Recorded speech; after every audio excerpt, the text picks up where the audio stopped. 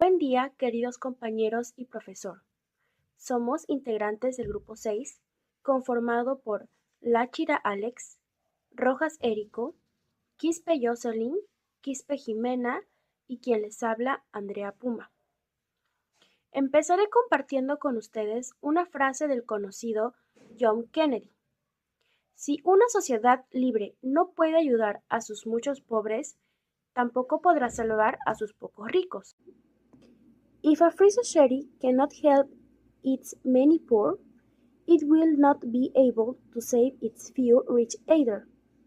Este video es sobre nuestro insight, sobre esta problemática que persiste en la actualidad.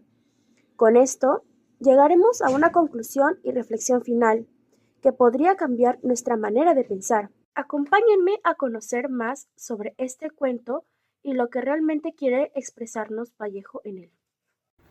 César Abraham Vallejo Mendoza nació el 16 de marzo de 1892 en Santiago de Chuco, La Libertad, Perú.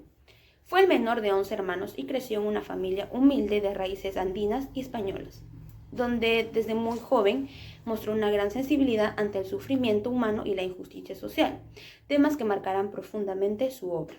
Estudió en la Universidad Nacional de Trujillo, donde se formó en Letras y Derecho. Publicó sus primeros libros de poesía, Los Heraldos Negros, en 1919 y Trilce en 1922, innovadores y adelantados a su tiempo. En 1923 viajó a Europa, donde pasó la mayor parte de su vida viviendo momentos de pobreza y enfermedad, pero también producción literaria intensa. Fue poeta, narrador, periodista, profesor y activista político. En 1931 escribió el cuento Paco Yunque, una denuncia clara en contra de la discriminación y los abusos de poder. Falleció en París el 15 de abril de 1938, dejando una obra que lo convierte en uno de los escritores más importantes de la literatura universal. Para entender Paco Yunque, imaginemos por un momento el Perú a inicios del siglo XX. Un país dividido, donde unos pocos tenían todo el poder y la mayoría apenas tenía voz. En medio de ese ambiente de injusticia social, César Vallejo, exiliado en Europa y profundamente sensible a la realidad de los más pobres, escribe este cuento en 1931. Aunque pequeño en tamaño, el cuento Paco Yunque es enorme en denuncia. Tan incómodo fue para las autoridades que no se publicó hasta 20 años después, en 1951. Este cuento nace como un grito silencioso contra un sistema donde el privilegio vale más que el esfuerzo. La historia comienza con un niño tímido y humilde, Paco Yunque, que llega por primera vez a la escuela. Su madre trabaja como empleada doméstica de la familia Grief, siendo Paco quien carga en silencio las injusticias del mundo adulto. En la misma clase está Humberto Grief, hijo del alcalde, símbolo de la arrogancia y el poder.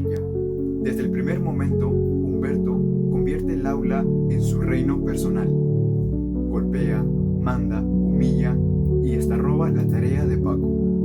Lo más doloroso ocurre cuando el profesor, cegado por los apellidos y la influencia social, felicita al abusivo y castiga al inocente.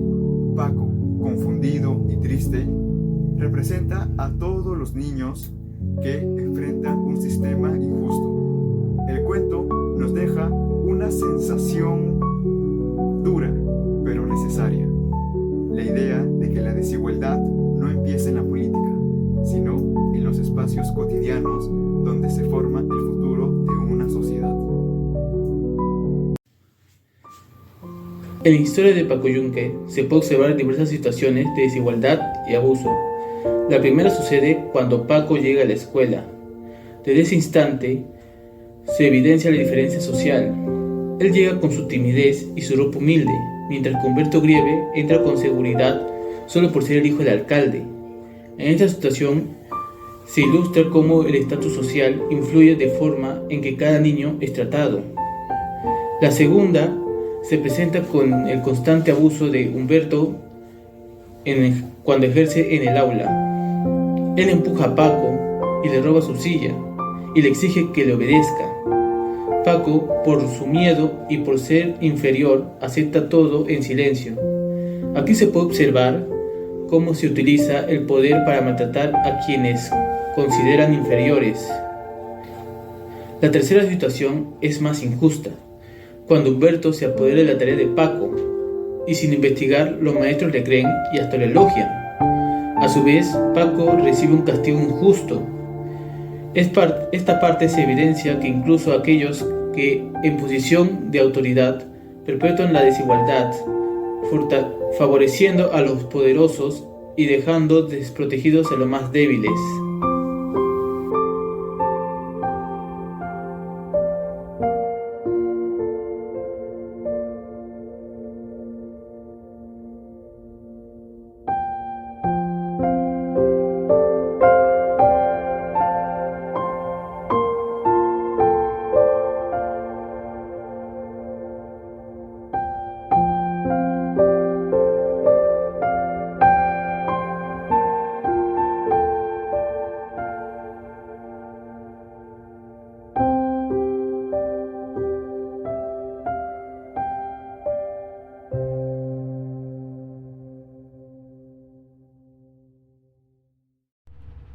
La obra de Paco Yunque se relaciona con la ODS número 10, porque nos muestra cómo la desigualdad social afecta desde muy niños. Paco es discriminado y maltratado desde muy niño, solamente por ser un niño pobre de bajos recursos. Por otro lado, Humberto Grief recibe privilegios por ser rico y por tener poder. El trato injusto del profesor demuestra que la posición económica define las oportunidades y la justicia. Esta obra va en contra del objetivo de reducir desigualdades. Esta obra evidencia la necesidad de que todas las personas, sin importar su origen social, reciban el mismo respeto y las mismas oportunidades. Bien, por aquí tenemos a la señora Silvia Ortiz, de 46 años de edad. Ella se dedica a la docencia y también es madre de familia. El día de hoy nos comentará sobre el cuento Paco Yunque. 1. ¿Ha leído el cuento Paco Yunque? Sí, sé que es de Vallejo, un escritor peruano muy conocido. ¿Qué opina usted sobre ese cuento? Pienso que refleja la injusticia de la sociedad en aquellos tiempos que él vivió. ¿Cree que esa injusticia aún se vive en el Perú? ¿Por qué? Bueno, sí, creo que la injusticia aún persiste en nuestra sociedad porque aún vemos casos de corrupción o personas que fueron agraviadas y sus asesores siguen libres. Finalmente, ¿recomendaría usted este cuento? Por supuesto que sí, es cultura general conocer cuentos clásicos como lo es de Paco Yunque y reflexionar sobre la injusticia que expresa Vallejo en él. Ok, muchas gracias por su participación. Qué ocurrencia. En conclusión, el análisis del Paco Yunque nos demuestra que la discriminación social y el abuso de poder no solo son problemas del pasado, sino que continúan afectando de a miles de niños jóvenes en la actualidad. A través del sufrimiento silencioso de Paco, César Vallejo nos revela cómo la desigualdad se construye desde los espacios donde se debería haber justicia, la escuela, la familia y la comunidad. En nuestro audiovisual demuestra que reconocer esas injusticias es el primer paso para transformar nuestra sociedad. Al reflexionar sobre este cuento, comprendemos que el trato igualitario no es un privilegio, sino un derecho fundamental que debe garantizarse para todos.